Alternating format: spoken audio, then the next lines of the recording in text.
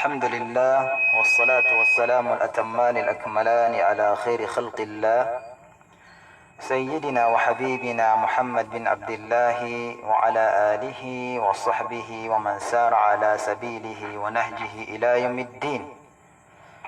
اللهم لك الحمد بالإسلام ولك الحمد بالإيمان ولك الحمد بالقرآن ولك الحمد على نعمة المال والمعافاة. السلام عليكم ورحمة الله وبركاته. Ang pasasalamat ay para lamang sa buong may kapal, ang tunay na tagapaglikha, walang iba kundi ang Allah subhanahu wa ta'ala. Dakilain natin siya at walhatiin. At tayo ay magpapasalamat sa walang humpay na pagpapala at biyaya mula sa Kanya na Kanyang inibinibigay sa atin. At naway mapabilang tayo mula sa hanay o pangkat ng mga taong kinahabagan ng Allah subhanahu wa ta'ala. At naway ilayo tayo mula sa mga taong pinagkaitan ng biyaya at kapatawaran. Mga kababayan kong nakaantabay o nanonood sa ating programa, muli po kaming magbabalik sa aming programa, ang tinatawag na tashih at tilawa. Ibig sabihin, ang pagkukurik sa pagbasa ng Quran. So noong namakaraang araw, ating pong natalakay or naibahagi ang surah Al-Fatiha. Yun po ang napag-aralan natin or naitashih natin kung paano babasahin ng tama ang surah Al-Fatiha. So alam natin mga kababayan, ang surah Al-Fatiha ay dyan po nagsimula ang surah ng Quran. At nagtatapos naman ang surah ng Quran sa surah An-Nas. So mga minamahal kong kababayan, ang nais ko pong ibahagi sa inyo na surah ngayon or ituro kung paano babasahin ng tama ay ang surah An-Nas.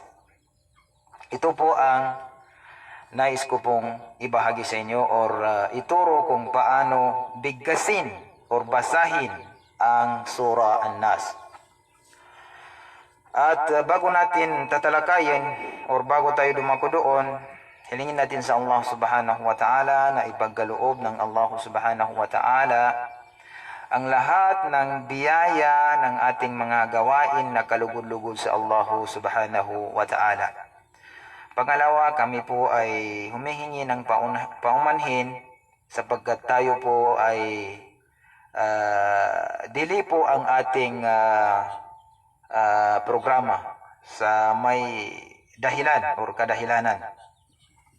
So mga kapatid, bago po natin umpisahan ang Suratun Nas, gusto ko pong basahin sa inyo. Gusto ko pong basahin ang Surah An-Nas para makita nyo kung paano bigkasin ang Surah An-Nas.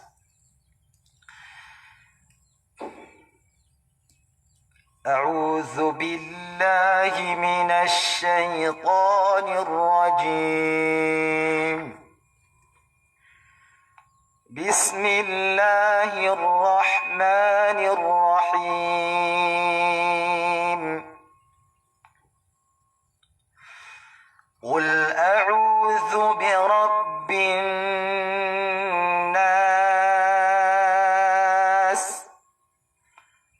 ملك الناس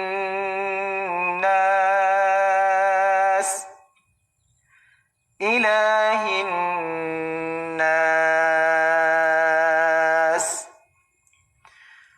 من شر الوسواس الخناس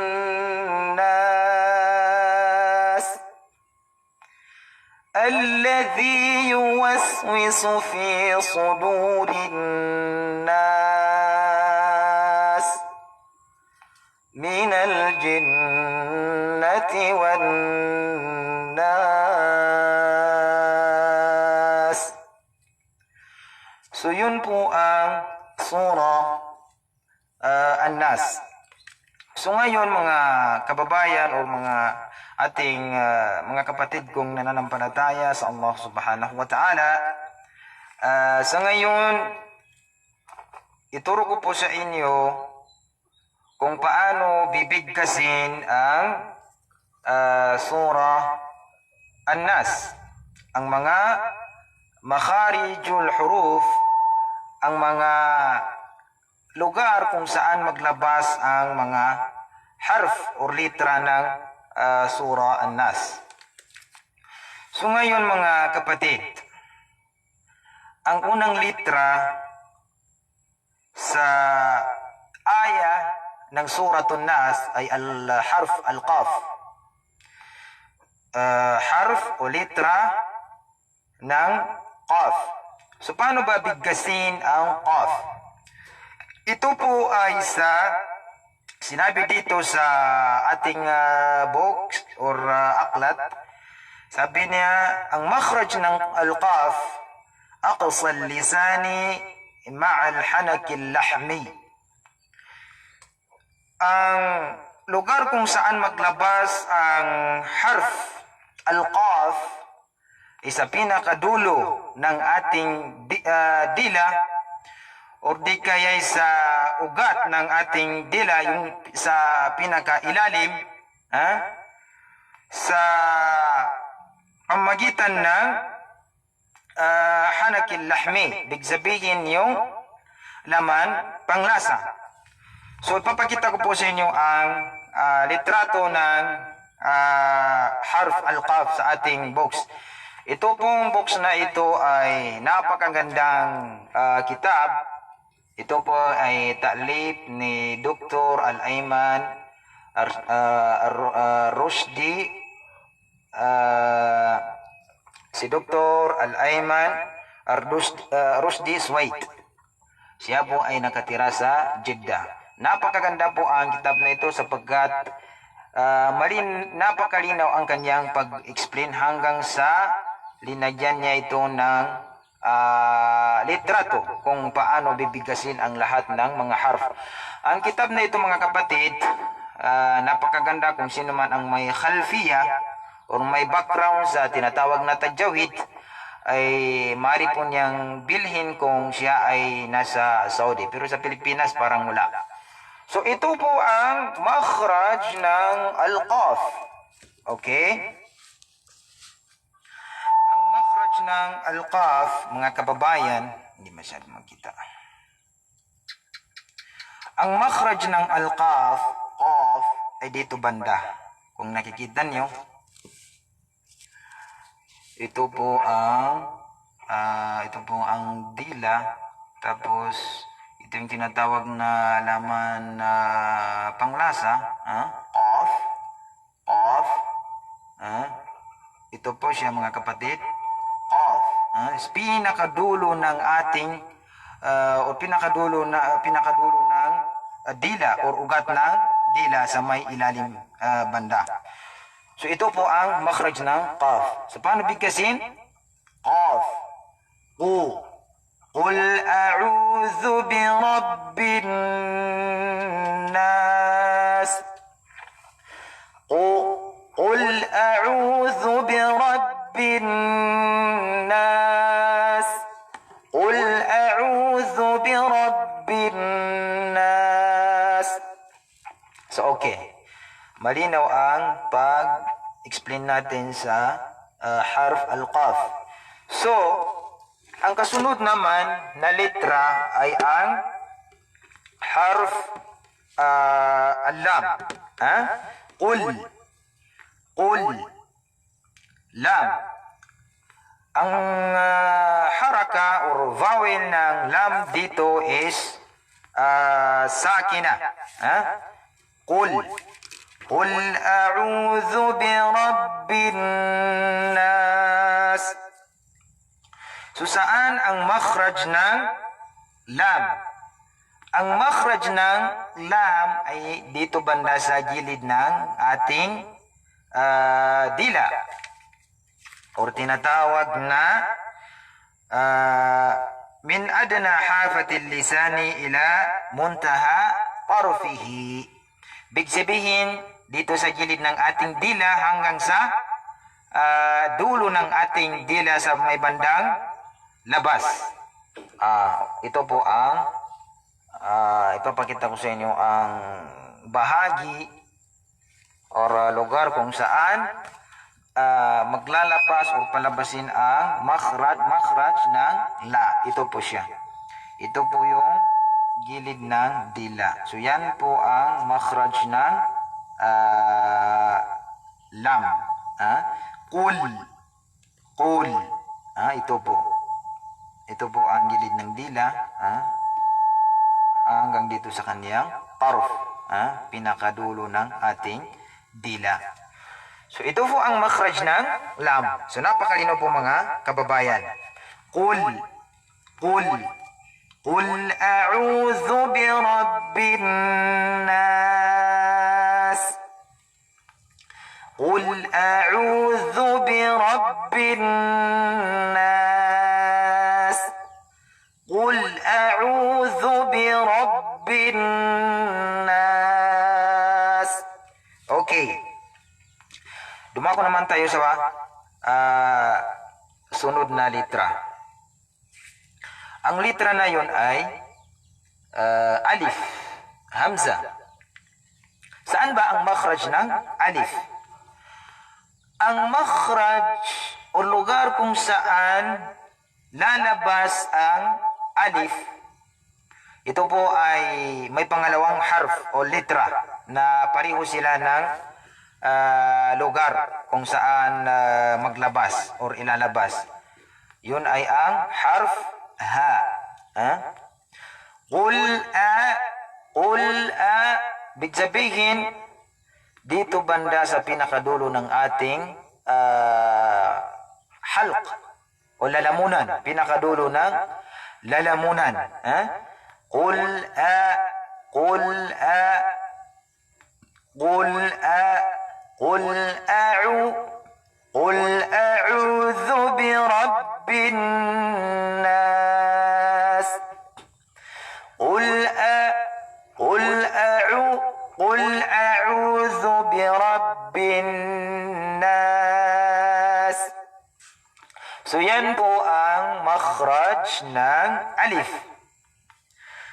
So kasunod naman na harf o litra, kasunod ng alif. Qul a'u ay harf al-ain. Saan ba ang makhraj ng ain, harf al-ain? Saan lugar lumalabas ang litra ng ain? Ang ain ay dito sa wasatul halq. Ain. Ang pangalawa nitong harf na dito maglabas sa halq o wasatul halq ay ang ha. Qul a'udhu bi rabbin nas. Qul a'udhu bi rabbin nas. Qul a'udhu bi rabbin nas. So, malinaw po yan mga kababayan o mga kapatid kong nananampalataya sa Allah subhanahu wa ta'ala.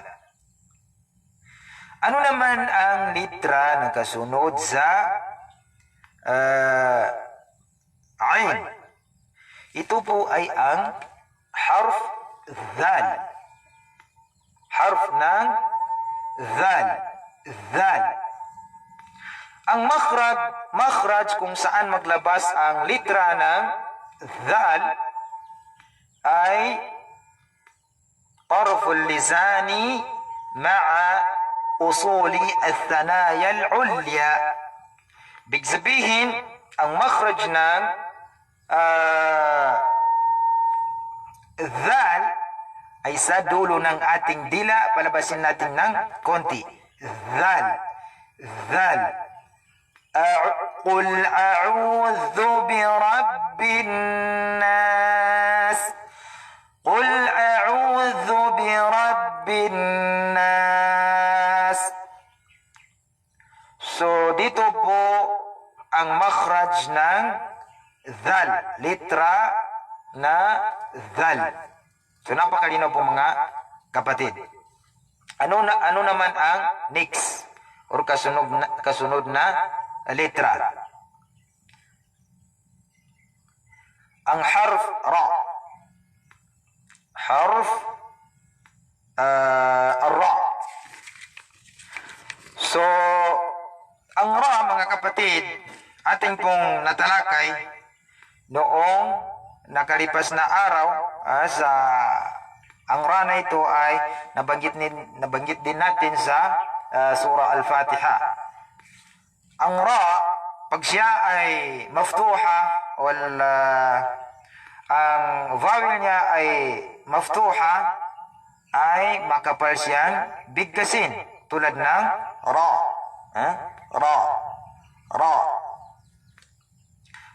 Kapag siya naman ay ang vowel niya ay kasra, ay manipis po siyang bigkasin tulad ng kafirin. Ri. Kafirin. Kafirin. Qul a'udhu bi rabbin nas. Qul a'udhu bi rabbin nas. Ang kasunod naman na litra ay ang ba. Ang makhraj ng ba ay bintibaqi ash-shafatayn. Ibig sabihin, ang makhraj na ay nasa dalawang bibig natin. So dito po ang makhraj ng ba, tulad ng Qul a'udhu bi rabbin nas. Rabbin nas. Qul a'udhu bi rabbin nas. So dito po ang makhraj ng harf o letra ng ba.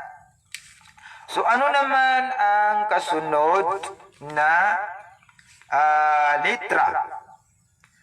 Ang kasunod na litra ay ang tinatawag na nun. Saan ba ang makhraj ng nun? Qul a'udhu bi rabbin nas. An-nas. Binanggit dito sa ating aklat na ang makhraj o lugar kung saan maglabas ang harf nun ay dito sa min tarfil lisani ma'a yuhadhihi min al-litha tahta makhraj al-lam biqalil.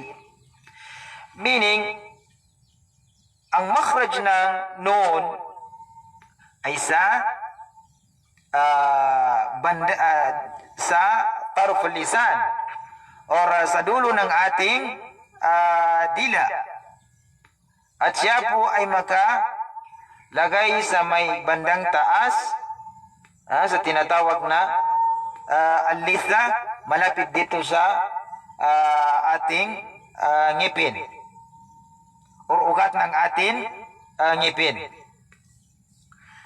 Qul a'udhu bi rabbin nas. An-nas. Ang nun dito, mga kapatid, na nampalataya sa Allah subhanahu wa ta'ala ay nun al-mushaddada. Tinatawag na nun al-mushaddada. An-nas. An-nas. So ganun po bigkasin ang nun al-mushaddada. So anong kasunod na litra sa nun? Ang kasunod na litra sa nun ay ang sin. Paano bigkasin ang litra ng sin? Qul a'udhu bi rabbin nas, an-nas, muntaha طرف اللسان مع أسفل الصفحة الداخلية للثنايا السفلى. So doon po ang makhraj ng, big sabihin, ang makhraj or lugar kung saan maglabas ang sin ay sa pinakadulo ng ating dila. Tulad ng annas, annas, at may kasamang hams. Annas. Qul a'udhu bi rabbin nas. Qul a'udhu bi rabbin nas. Okay. Sa next ayah or pangalawang aya ng surah An-Nas.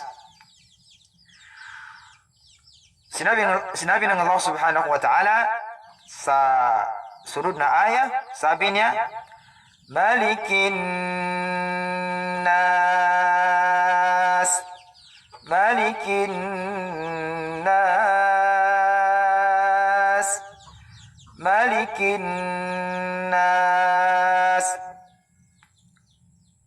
At nais ko pong balikan ng kaunting oras or minuto or minutes yung nasa unang aya. Qul a'u. Nararapat sa isang taong nagbabasa ng Quran o nagbabasa ng surah An-Nas na iingatan po niya ang Qul a'u. Minsan may nagbabasa na Qul a'udhu bi, Qul a'udhu. So yun po ay mali.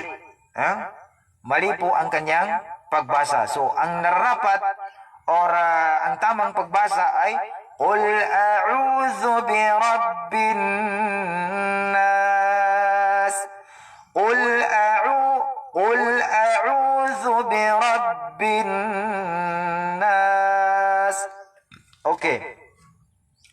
Ang kasunod na aya ay may harf na mim o litra na mim. Saan lugar maglabas ang harf o litra ng mim?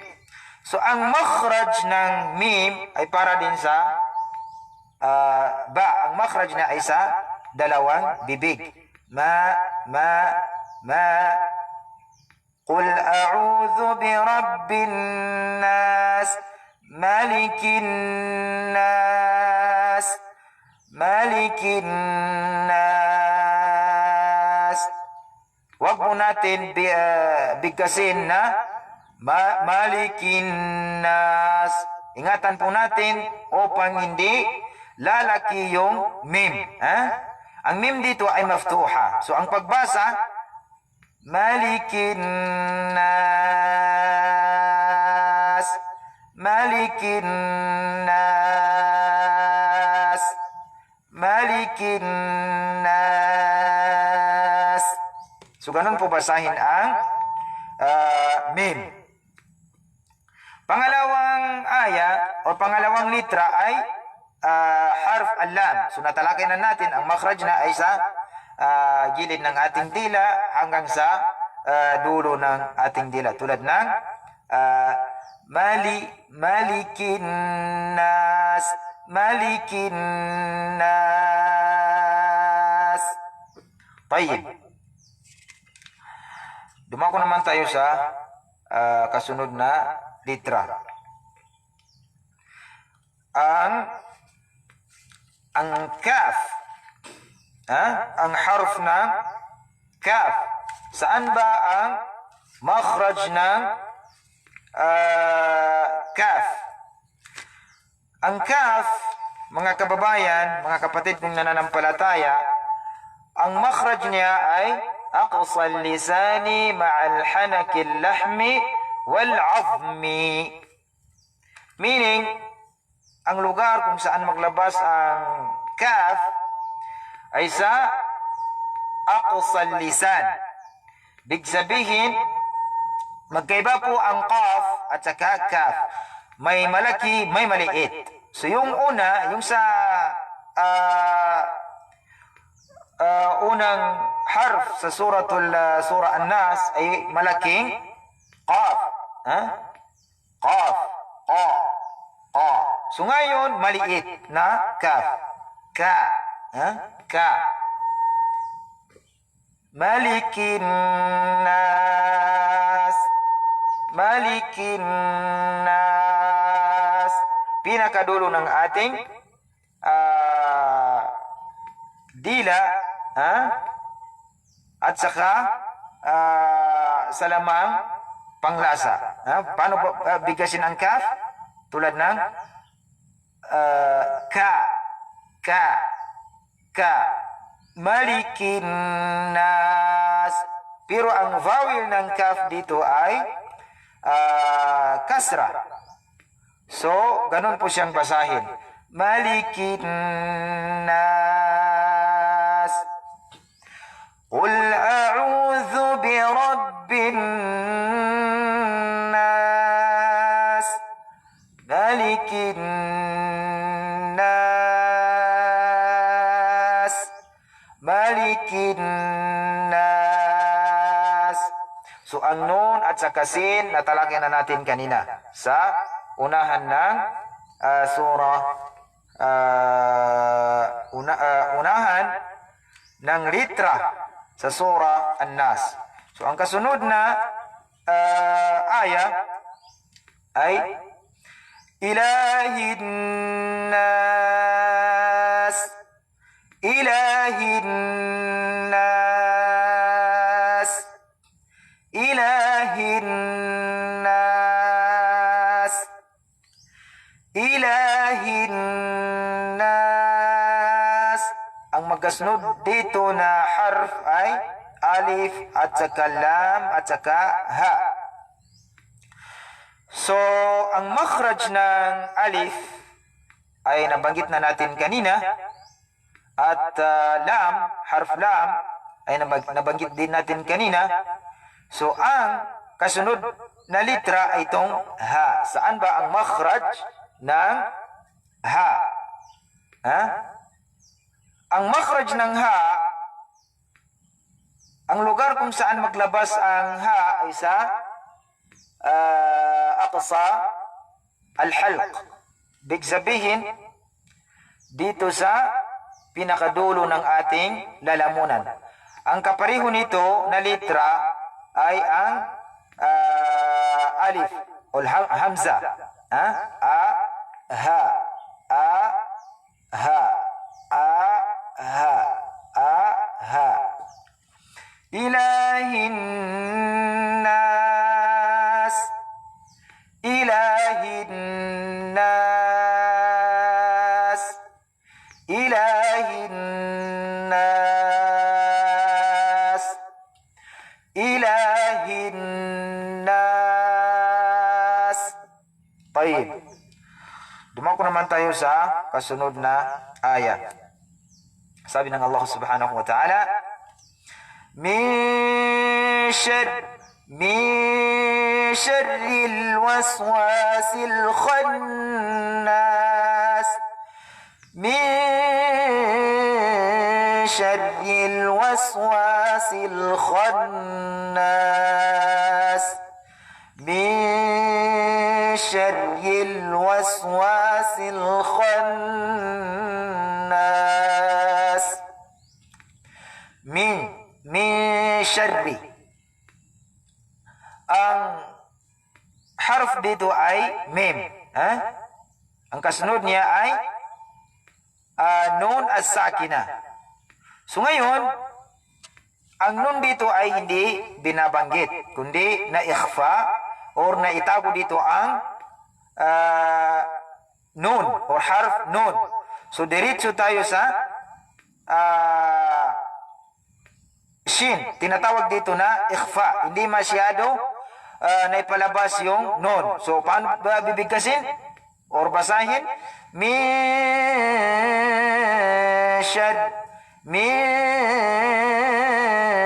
syarril waswasil khannas. Ang kasunod niyang litra ay shin. Saan ba ang makhraj ng shin?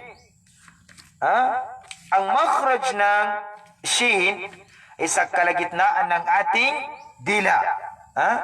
Siya. Sa kalagitnaan ng ating dila.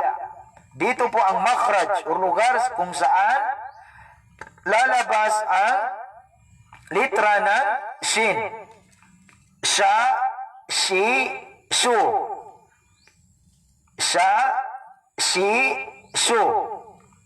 Min syarril waswasil khannas. So dito po maglabas ang shin sa kalagitnaan ng ating dila.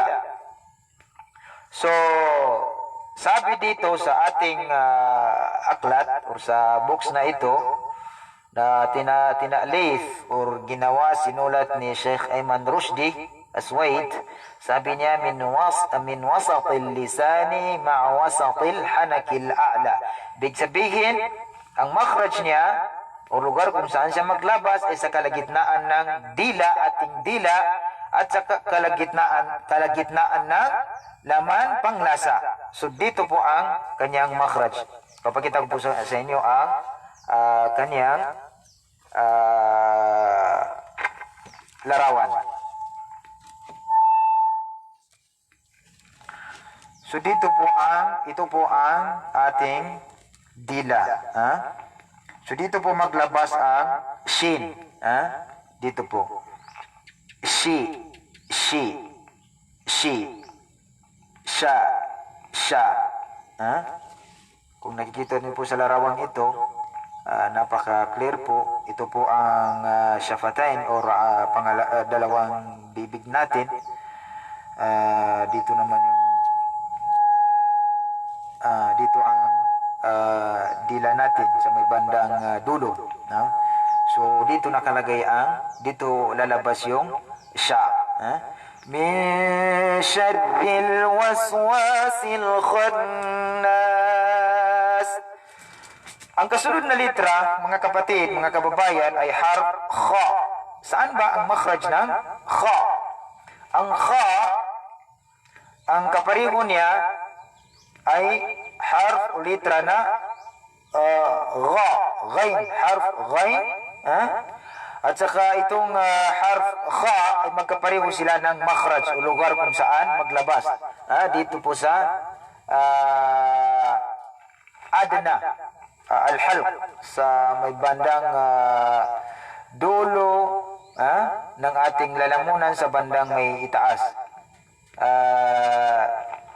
Kha, kha, kha, kha, khi, khu, kha, khi, khu. Min syarril waswasil khannas. Khannas. Min syarril waswasil khannas. Sunod na ayah sa surah na ito ay ang alladhi yuwaswisu fi sudurin nas. Alladhi yuwaswisu fi sudurin nas. Alladhi yuwaswisu fi sudurin nas. Alladhi yuwaswisu fi sudurin nas. So ganun po babasahin ang kasunod na aya ng surah An-Nas. Kasunod na aya, alladhi yuwaswisu fi sudurin nas. Ingatan po natin ang minsan may nagbabasa alladhi waswisu, yun po ay mali. Hindi po alladhi waswisu, kundi alladhi yuwaswisu fi sudurin nas.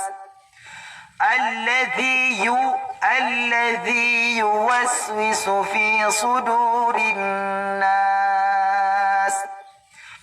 الذي يوسوس في صدور الناس. So ang harf ng fa ay ganito po siyang bigkasin. الذي يوسوس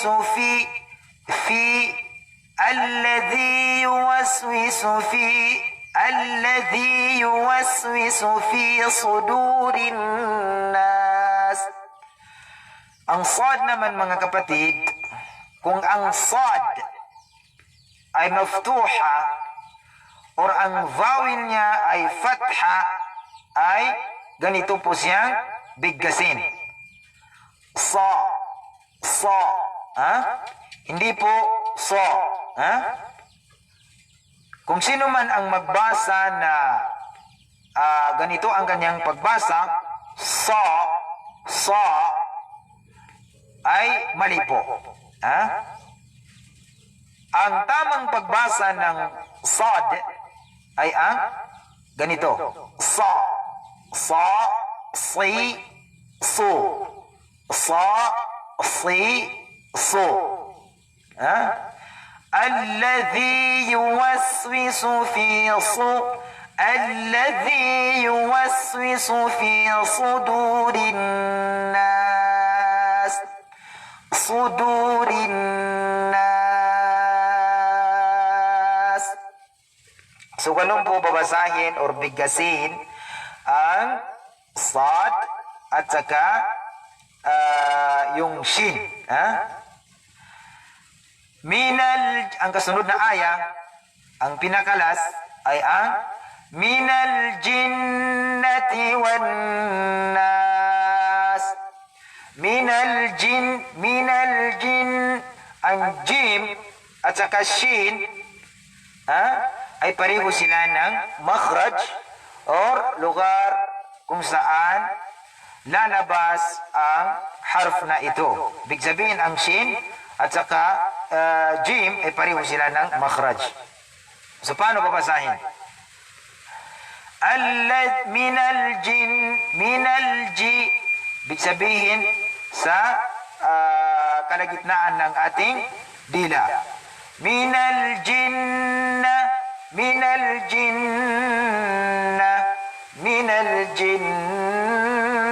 wan nas. Minal jinnati wan nas. So ganun po bigkasin ang surah An-Nas. So basahin ko pong muli ang surah An-Nas. A'udhu billahi minash shaytanir rajim. Bismillahirrahmanirrahim. Qul a'udhu birabbin nas, malikin nas, ilahin nas, min syarril waswasil khannas,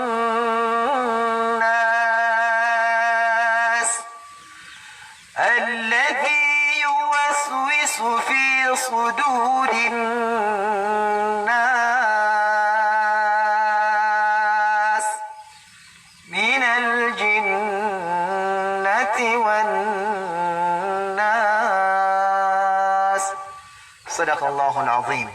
So mga kapatid na nampalataya sa Allah subhanahu wa ta'ala, hilingin natin sa Allah subhanahu wa ta'ala na ang aralin na ito ay may mapupulot tayo na aral or may makukuha tayong kaalaman dito sa ating paksa na ito. So, dito po nagtatapos ang ating programa or tinatawag na tashihu tilawa. So mga kababayan, kung sino po ang gustong magpatashih o magpa-correction sa pagbasa ng Quran, ay welcome po kayong mga kababayan or aking mga kapatid. So ako po ay maghihintay na kung sino ang gustong magpatashih or magpa-correction, ay welcome po kayo sa ating programa. So, kung gusto niyong tumawag, yung nasa Pilipinas, ay maaari po kayong tumawag sa aming numero. Na-post din namin sa pics na ito. Jazakumullahu khairan. Naway tanggapin ng Allah subhanahu wa ta'ala ang ating mga gawain na kalugod-lugod sa Allah subhanahu wa ta'ala upang makamit natin ang biyaya o gantimpala nang sa ganon ay makuha natin or makamit natin ang paraiso ng Allah subhanahu wa ta'ala, sapagkat ang Quran, mga kababayan, ay napakaganda. Tulad ng sinabi ko noong last lecture natin or last na muhadara natin, ay ang Quran ay punong-puno ng biyaya, sapagkat isang litra lamang ang mabasa mo dito sa Quran ay ang katumbas niya ay 10 reward o biyaya. So nararapat sa atin na pag-aralan natin ang yung hindi pa marunong magbasa. Mari kayong magpaturo sa amin at kami po ay magtuturo sa inyo insyaAllah subhanahu wa ta'ala.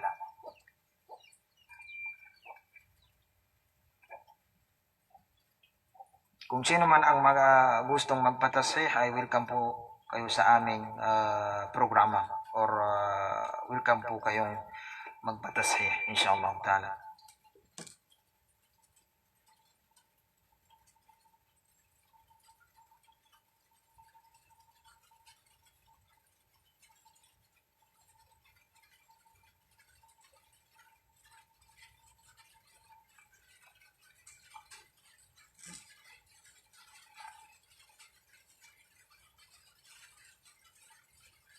So ako po ay naghihintay ng tawag kung sino man ang nagnanais or gustong magpatashih.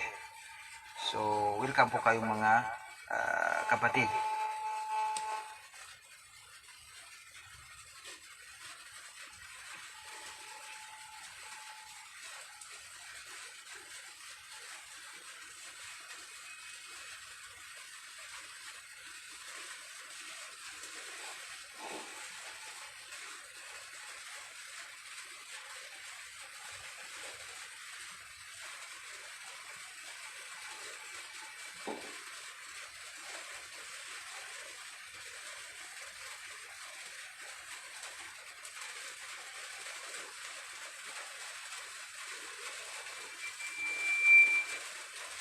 Ulitin ko po mga kapatid, kung sino po ang gustong magpatashih or magtilawa na gusto niyang i-correction ang kanyang kamalian sa pagbasa, ay welcome po kayo or pwede kayong tumawag sa aming numero na naipost namin sa page na ito or sa safha na ito.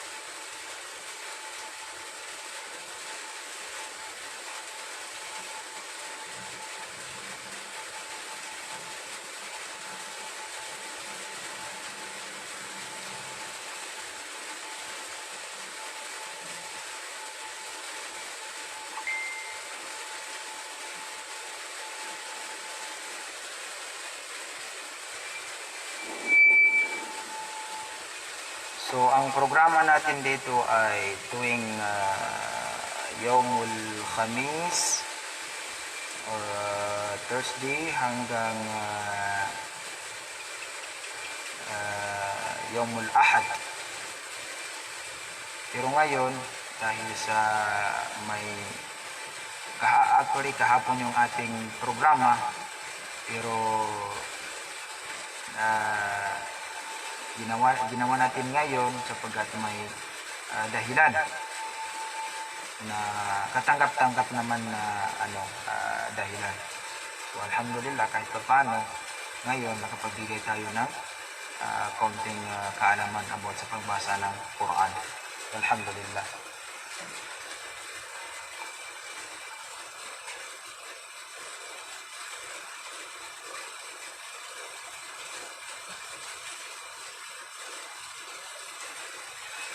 So hanggang dito na lang mga kapatid. Ako po ay humihingi ng pumanhin kung ano man ang aking pagkukulang sa pagtuturo na ito, ay ako po ay humihingi ng pasensya o pumanhin na kung ang nararapat, kung ano man ang kapupulutan ng aral ay yun ang kukunin natin. Kung ano naman ang mali ay yun po ang hindi natin kukunin. So hanggang dito na lang. Assalamualaikum warahmatullahi wabarakatuh.